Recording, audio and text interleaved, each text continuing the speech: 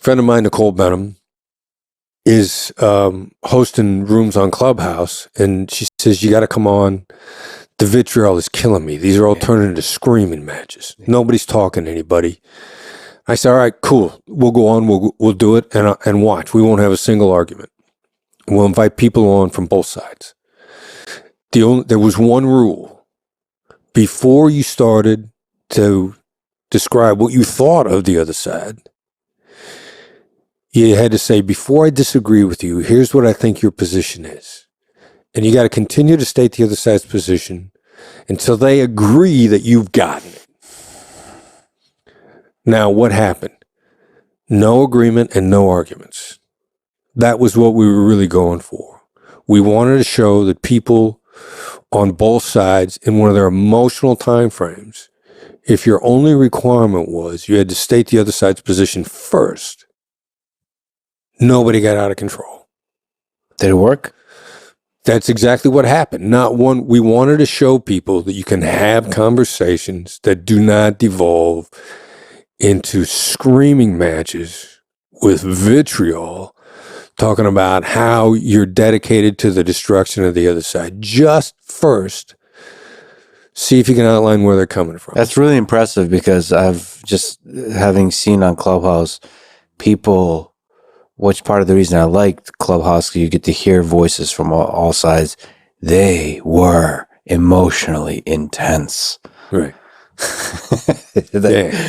It was, I'm sweating just in the buildup of your story here. I thought it's going to go to hell, but you're saying it kind of worked. Not one person lost control. Now, of the two sides, the people that were speaking on behalf of the Israelis were a little better at articulating supportive positions for the Palestinians. Most of the people who want to speak up on behalf of the Palestinians, they'd want to start in like, you're doing this. And I'd say, no, you can go there, just not yet. Mm-hmm. Before you go there, you can say that all you want.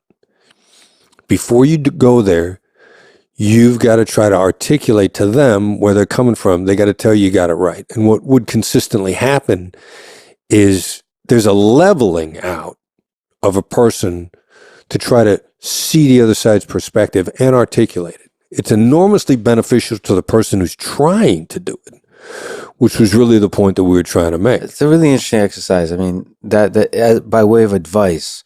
So if it works at Clubhouse, for people who don't know, that's like a voice app where you can be anonymous. So it's really regular people, but regular people who can also be anonymous. It could be chaos. If it works there, that's really interesting. For when you sit down for a conversation across the table from somebody, don't have them even steel man the other side. Have them just state the other side. Just explain your understanding of it. Yeah, that's it. And every now and then I would jump in, like, and somebody supporting Israel, whoever the heck they were, and they'd say a couple things, and the Palestinian guy would be like, or gal, or supportive of them, would say, you missed some stuff, and I'd say, let me jump in. First of all, I know what the Nakba is. The Nakba is a catastrophe. Mm-hmm. That's the day Israel was born. For the rest of the world, it's the birth of Israel. For you, it's the Nakba. I said, you've got members of your family that are still walking around carrying keys to the front door of the house they abandoned. And they'd be like, yeah. And I'd say, you feel bad that, in point of fact, that in World War II, the world stood back and watched while the Nazis threw the Jews off a building. The only problem was they landed on you. And they'd be like, yeah, that's where they're coming from. So articulating, deeply what the other side feels is transformative for both people involved in the process. What's the toughest negotiation you've ever been a part of, or maybe observed or heard of?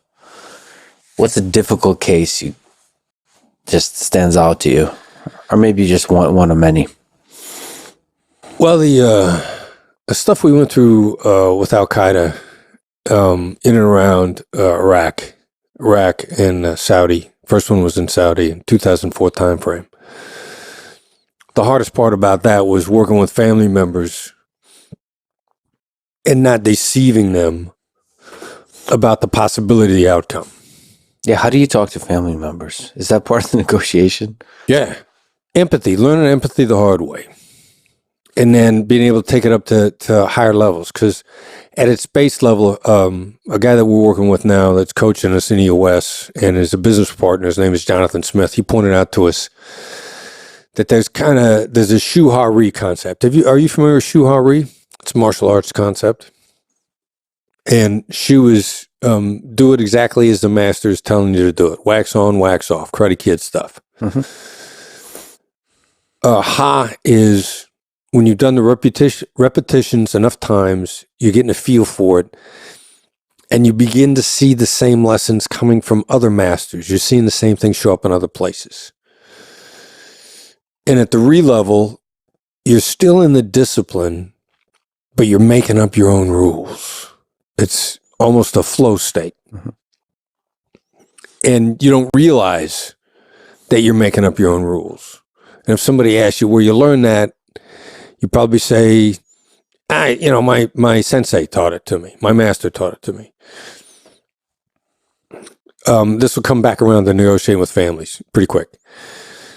We did this once because there's a bunch of people that we coach, business people that are scared of the amount of money that they're losing if we're not coaching them regularly. One of these guys, Michael, we're interviewing him for a social media posting about 2 years ago. And Michael says, yeah, you got to gather data with your eyes. And I remember and I went, ooh, I like that. I said, where did you hear that before?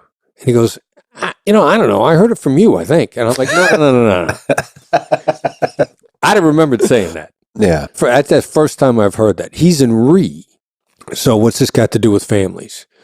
Empathy at its base level and the Shu level, I learned it on the suicide hotline, is saying like, you sound angry. I'm just calling out the elephant in the room. Your emotions, what's driving you. I'm throwing a label on your affect.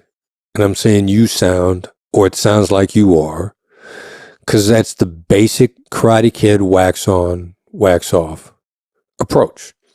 Now, there are a lot of hostage negotiators that'll tell you empathy doesn't work at home. Not true.